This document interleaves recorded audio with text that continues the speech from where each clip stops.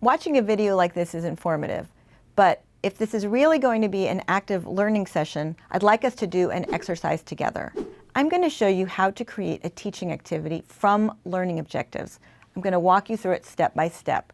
And then I'd like you to sign up for one of our video conference calls so that you can share how you're working on this with something that you're teaching.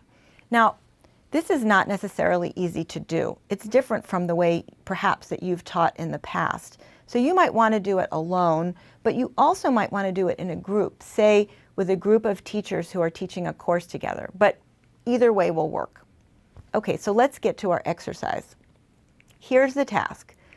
Let's say that we've been asked to teach a course on dreams for first-year psychoanalytic candidates.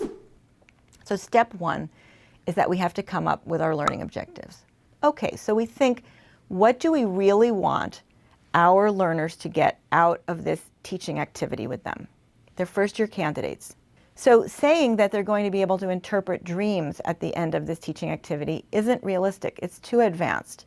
But perhaps we'd want them to be more comfortable listening to dreams, have some idea of what they want to listen for in dreams, and maybe have some beginning ways to help their patients free associate to dreams. So given those ideas, our learning objectives might look like this. After participating in this teaching activity, learners will have a sense that dreams are just another mental production that we can work with, feel less afraid of talking to their patients about dreams, have a beginning sense of what to listen for when they hear a dream, and to be able to ask early questions to help their patients free associate. So that would be our list of learning objectives. Take a look. 1 and 2 are attitude objectives, 3 is a knowledge objective, and 4 is a skills objective. Okay, so now that we have our learning objectives, let's move ahead to use the learning objectives to plan backwards to the teaching activity. So we want people to be more comfortable listening to dreams. So let's read a dream. We'll read a dream to the learners and have them write what they hear.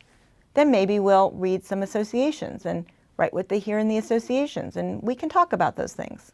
Maybe then we'll do a little mini lesson, maybe 5 minutes of symbolization, condensation, and displacement so that they can get a real sense of what they might be listening for in dreams, and we can talk about perhaps some of the symbols that we hear in the dream. Then maybe we'll break them into pairs and have them tell each other verbatim how they might help their patients to associate to dreams more freely. And then maybe we'll end with a reflective exercise where they write about what their thoughts were or their feelings about listening to dreams. Okay, this gets us to step 3, which is how do we measure this? How do we know whether the teaching activity that we designed is really going to succeed in getting to all of the learning objectives that we put together? Well, we can use the same things that we used in class, perhaps in between this class and next week's class. So we can ask our students to, over the week, hear a dream from a patient and write something about the dream and something about the associations. Then they can bring that into class, share it with others, and learn from their peers. So that's creating a teaching activity from learning objectives. We did it.